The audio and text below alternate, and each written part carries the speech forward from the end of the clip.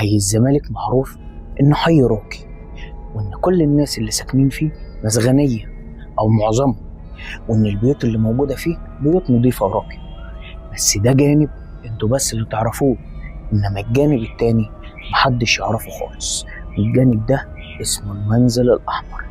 تخيل معايا لو انت ماشي في شارع من حي الزمالك وعينك جت على بيت باهت جدا واللون بتاعه مايل للأحمر، الشبابيك بتاعته مكسرة ومقفولة بخشب، والباب بتاعه متسمر بسلاسل مصدية. الناس اللي حواليه والناس اللي ساكنين في الحي كل ما يجوا يمشوا خطوتهم بطيئة جدا وعادي، أول ما يجوا قدام البيت الخطوة تتسرع ويجروا بسرعة كأن في حد هيقبض روحهم من عند البيت. البيت ده اتبنى في أوائل العشرينات وكانت تمتلكه عيلة غنية جدا، لكن بعد فترة قصيرة باعوا البيت ومشيوا وسابوه، محدش يعرف ليه. في قصص قالت إن البيت ده حصلت فيه جريمة قتل، وإن راجل قتل مراته عشان كان على خلاف معاهم، وفي ناس تانية بتقول إن البيت ده ملعون، وإن البيت ده أي حد أيا كان هو مين بيدخله ما بيخرجش تاني نهائي.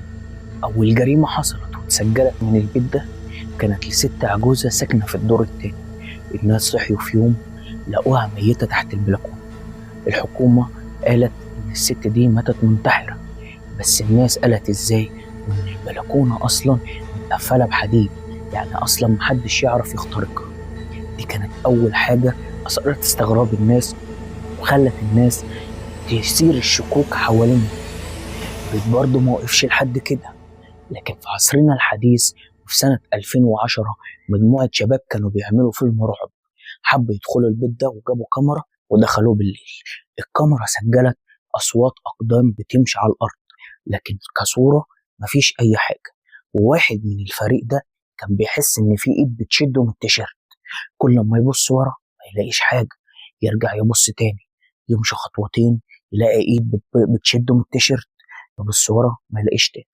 بعد الفيديو ده الفيديو اتنشر على النت وقعد فترة صغيرة وبعد كده اتمسح وكأن حد شاله عمدا. بعد كده الحكايات كترت عن البيت ده، وإن في أوائل السبعينيات مجموعة شباب حبوا يتحدوا بعض ودخلوا البيت ده وطلعوا الدور التاني. أول ما طلعوا سمعوا صوت ست بتعيط وبتصرخ في قلب أوضة مقفولة. واحد منهم حب يفتح باب الأوضة، اتزق جامد واتخبط في الحيط. الشباب ساعتها جريوا، لكن الشاب ده من ساعة ما الحادثة دي حصلت معاه فقد النطق تماما، مبقاش يتكلم مع حد. لكن أول